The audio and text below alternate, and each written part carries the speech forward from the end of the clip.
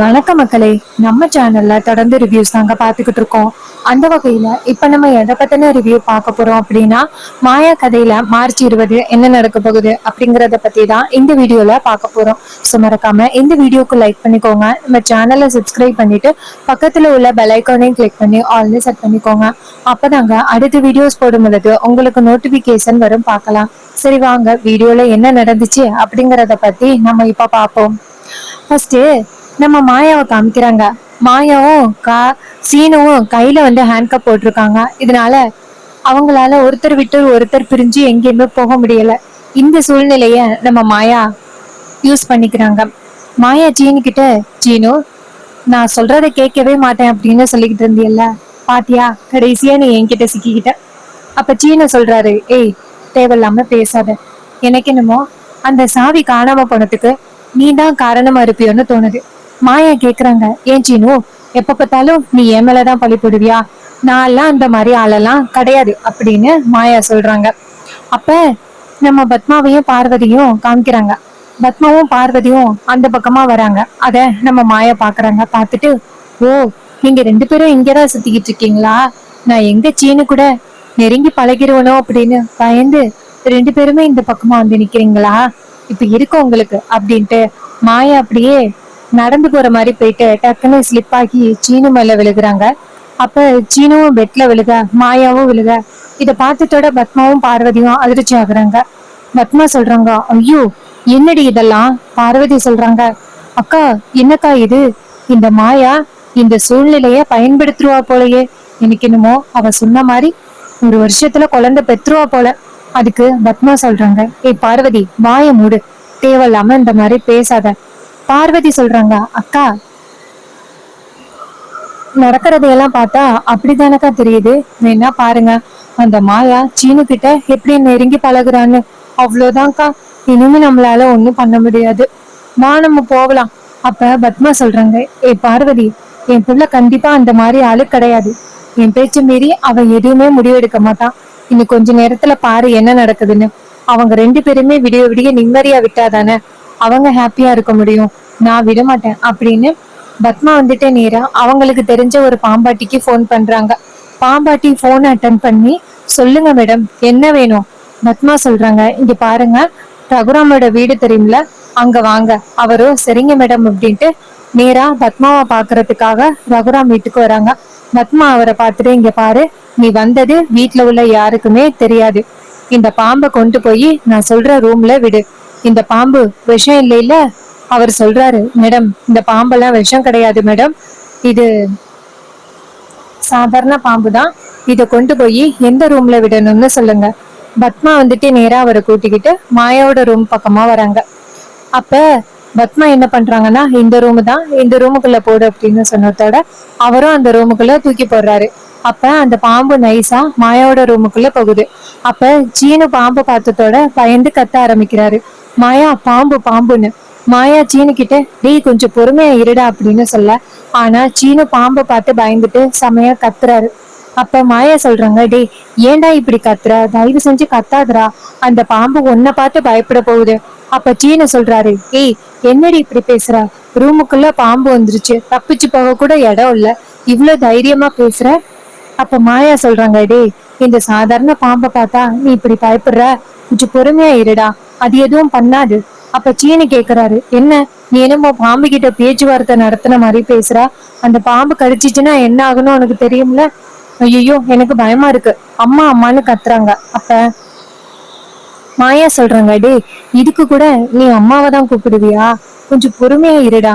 சீனு சொல்றாரு, ஏய் இதுல எப்படி பொறுமையா இருக்கிறது? அந்த பாம்பு மட்டும் என்ன கடிச்சிச்சுன்னா நான் என்ன நிலைமை ஆக போறேன்னு தெரியல, நீ போடி அங்கிட்டு. அப்ப மாயா சொல்றாங்க, டேய் கொஞ்சம் அமைதியா இருடா. நீ ரொம்ப பயப்படுறத பாத்துட்டு அந்த பாம்பு ரொம்ப பயந்துரும். அது சடன் மூமெண்ட் இருந்துச்சுன்னா அது கண்டிப்பா வந்துட்டு நம்மள தாக்குறதுக்கு வரும். கொஞ்சம் பொறுமையாயிரு, அதை நான் தூக்கி போட்டுறேன். இத வந்து நம்ம பத்மாவும் பார்வதியும் பார்த்துட்டு அதிர்ச்சி ஆகுறாங்க. பத்மா நேரா பார்வதி கிட்ட, ஏய் என்னடி இது, பாம்ப கையில பிடிக்கிறேன்னு சொல்றா. அப்ப பார்வதி சொல்றாங்க, அக்கா அதை விடுங்க, அங்க பாருங்க மாயாவ. சீனு மாயாவோட கைய பிடிச்சுக்கிட்டு இருக்கான். எனக்கு என்னமோ இதெல்லாம் சரிபட்டு வரலன்னு தோணுது. பத்மா சொல்றாங்க, ஏய் இருடி, பார்வதி சொல்றாங்க, அக்கா பாம்பை பார்த்து மாயா பயந்துகிட்டு ரூமை விட்டு ஓடுவா அப்படின்னு பார்த்தா சீனு பயப்படுறான். அக்கா என்னக்கா புள்ள வளர்த்து வச்சிருக்கீங்க? பத்மா சொல்றாங்க, ஏய் நீ சும்மா இருடி, சீனுவுக்கு பாம்பை பார்த்த பயம் அப்படின்னு எனக்கு தெரியாது. அப்ப பார்வதி சொல்றாங்க, போங்கக்கா, உங்க பிள்ளைய நீங்க தான் வளர்த்தீங்களா என்னன்னே எனக்கு சந்தேகமா இருக்கு. பத்மா சொல்றாங்க, அன்னைக்கு தெரியும் சீனுவுக்கு என்ன பிடிக்கும் பிடிக்காது அப்படின்னு, ஆனா எனக்கு அதிகமா தெரியாது பார்வதி.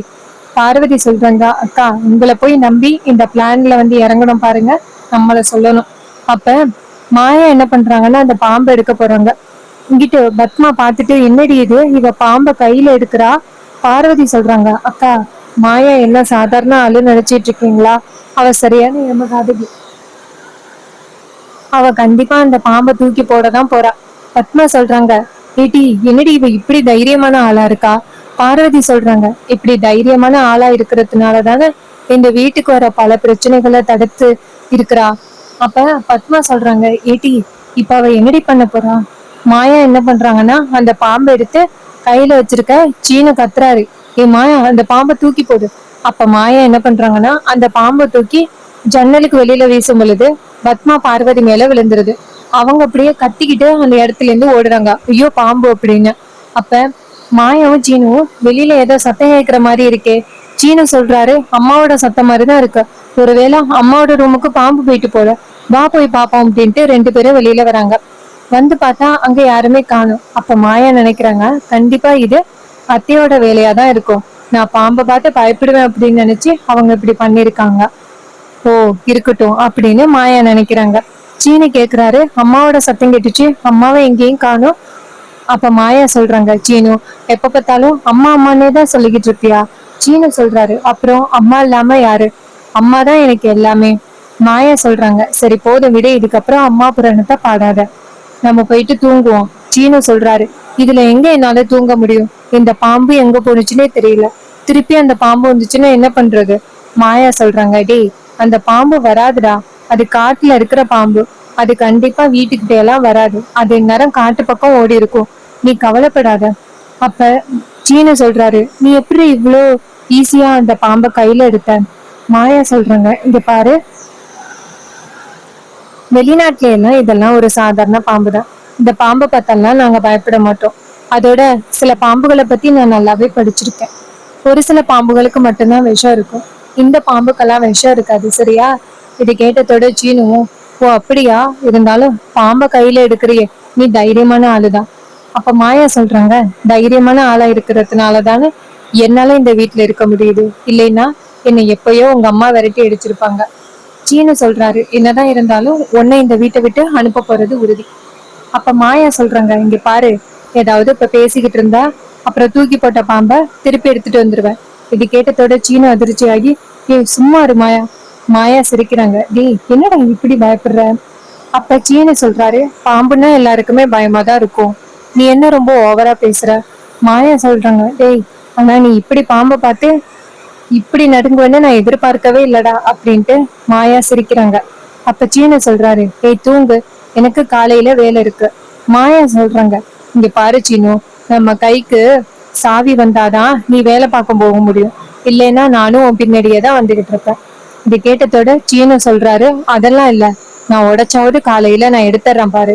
அதுக்கு மாயா சொல்றாங்க, அப்படியா, அதையும் பார்ப்போம் அப்படின்னு இன்னொரு பக்கம் அந்த பத்மாவும் பார்வதியும் காமிக்கிறாங்க. அப்ப பத்மா சொல்றாங்க, ஏட்டி எனக்கு எங்கிட்ட திரும்பி பார்த்தாலும் அந்த பாம்பு வந்த மாதிரியே இருக்குடி. பார்வதி சொல்றாங்க, அக்கா எனக்கும் அப்படிதான்க்கா இருக்கு, அந்த மாயா வேற பாம்பு தூக்கி வெளியில போட்டுட்டா, அந்த பாம்பு இப்ப எங்க இருக்குன்னே தெரியல, எனக்கு ரொம்ப பயமா இருக்கு. அப்பன்னு பார்த்து நம்ம பத்மாவோட ரூமுக்குள்ள அந்த பாம்பு வந்துருது. அப்ப பார்வதி நேரா பத்மா கிட்ட, ஐயோ அக்கா பாம்புக்கா. அப்ப பத்மா அந்த பாம்பு பார்த்ததோட அதிர்ச்சியாகி, ஐயோ பாம்பு பாம்புன்னு கத்துறாங்க. அப்ப வீட்டுல உள்ள எல்லாரும் ஓடி வராங்க. மாயா நேரா சீனு கிட்ட, சீனு உங்க அம்மா சத்தம் கேக்குது. சீனு கேக்குறாரு, அம்மாவா, என்னாச்சு? மாயா சொல்றாங்க, அந்த பாம்பு உங்க அம்மா ரூமுக்கு போயிட்டு போல. இதை கேட்டதோட சீனு அதிர்ச்சியாகி, ஐயோ அம்மா ரூமுக்கு போயிட்டா அப்படின்ட்டு அங்க இருந்து ரெண்டு பேரும் ஓடி வராங்க. எல்லாரும் வராங்க, வந்து பார்த்தா பத்மாவும் பார்வதியும் நேரா டேபிள்ல ஏறி நிக்க, கீழே பாம்பு உட்காந்துருக்கு. இத பார்த்ததோட எல்லாரும் பயங்கரமா சிரிக்கிறாங்க. எல்லாரும் அவங்கள பார்த்துட்டு சிரிக்கிறாங்க. அப்ப மாயா கேக்குறாங்க, ஐயோ அத்தை, உங்க ரூமுக்கும் பாம்பு வந்துருச்சா? இந்த பாம்பு எங்க வந்துச்சுன்னே தெரியல அத்தை. கரெக்டா எங்க ரூமுக்கு வந்துச்சா, நாங்க தூக்கி வெளியில போட்டுட்டோம். இப்ப அது உங்க ரூமுக்கு வந்துருச்சா அத்தை. ஆனா இப்படி பயந்து போய் நிப்பீங்கன்னு நான் எதிர்பார்க்கவே இல்ல. உங்க புள்ள எப்படி பாம்புக்கு பயப்படுறாரோ அதே மாதிரிதான் நீங்களும் இப்ப பாம்புக்கு பயந்துகிட்டு நிக்கிறீங்க. இதை கேட்டதோட நம்ம ரகுராம் அந்த இடத்துக்கு வராரு. வந்துட்டு என்ன நடக்குதுங்க அப்படின்னு கேட்க, அப்ப பத்மா சொல்றாங்க, அண்ணா பாம்புண்ணா. அப்ப ரகுராம் சொல்றாரு, பத்மா அதுக்கு போய் இப்படியா சாப்பிடுற டேபிள் மேல ஏறி நிப்ப, அதை விரட்டி விட்டா போக போகுது. சீனு விரட்டி விடுப்பா. அப்ப மாயா சிரிக்கிறாங்க. யார பெரியப்பா கேக்குறீங்க? சீனோயா? இப்பதான் பாம்பு பாம்புன்னு சொல்லிட்டு அழாத குறையா இருந்தா அவனையா நீங்க பாம்பு விரட்ட சொல்றீங்க? அவன் பாம்பு விரட்டுறதுக்கு வாய்ப்பே கிடையாது அப்படின்னு சொல்லிட்டு சிரிக்கிறாங்க. அப்ப மணி சொல்றாரு, ஏன் அவன் பாம்புக்கு பயப்படுவான்னு எனக்கு தெரியாதா? அவளுக்கு தான் தெரியாது பாம்புக்கு பயப்படுவான் அப்படின்னு.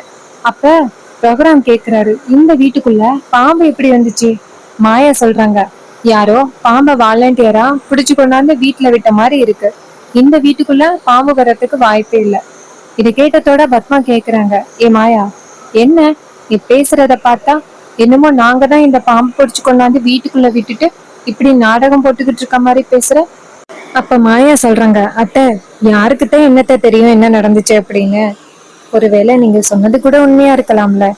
இது கேட்டதோட செம டென்ஷன் ஆகுறாங்க பத்மா. ஏ மாயா நீ தேவையில்லாம இப்ப பிரச்சனையை உண்டாக்குற. மாயா சொல்றாங்க, அத்தை நான் எங்கத்த பிரச்சனையை உண்டாக்குனேன், நீங்க தான் பிரச்சனையை உண்டாக்குறீங்க. அப்ப மணி சொல்றாரு, இங்க பாருங்க, ஆளுக்கு ஆளு இப்படி பேசிக்கிட்டு இருந்து என்ன பண்றது? அந்த பாம்பை யாரு விரட்டி அடிக்கிறது அத முதல்ல யோசனை செய்யுங்க. அப்ப ரகுராம் சொல்றாரு, இருங்க நானே விரட்டி விடுறேன் அப்படின்ட்டு அந்த பாம்பை விரட்டி விடுறாங்க. பாம்பை விரட்டி விட்டு அடுத்த செகண்ட் பத்மாவும் பார்வதியும், பார்வதி சொல்றாங்க, அக்கா என்னக்கா இது? அந்த மாயாவை நிம்மதி இல்லாம வைக்கணும் அப்படிங்கறதுக்காக பாம்பை கொண்டுட்டு வந்தா கடைசியில அந்த பாம்பு நம்மளையே ஒரு பலி பண்ணிருச்சு. அதுக்கு பார்வதி சொன்னதை கேட்டுட்டு பத்மா சொல்றாங்க, இங்க பாரு, என்ன நடந்தாலும் சரி அந்த மாயாவையும் சீனுவையும் நம்ம பிரிச்சே ஆகணும். அதுக்காக உயிர் போனாலும் பரவாயில்ல. பார்வதி கேக்குறாங்க, அக்கா உங்க உயிர் போனா பரவாயில்லக்கா, ஏன்க்கா என் உயிர் போகணும்? நான் என்னக்கா பண்ணேன்? அதுக்கு பத்மா சொல்றாங்க, இங்க பாரு, உன் கையில வீட்டு சாவி இருக்குல்ல, அந்த வீட்டு சாவி உன் கையில கடைசி வரைக்கும் நிலைக்கணும் அப்படின்னா நீ நான் சொல்றது எல்லாம் கேட்டுதான் ஆகணும்.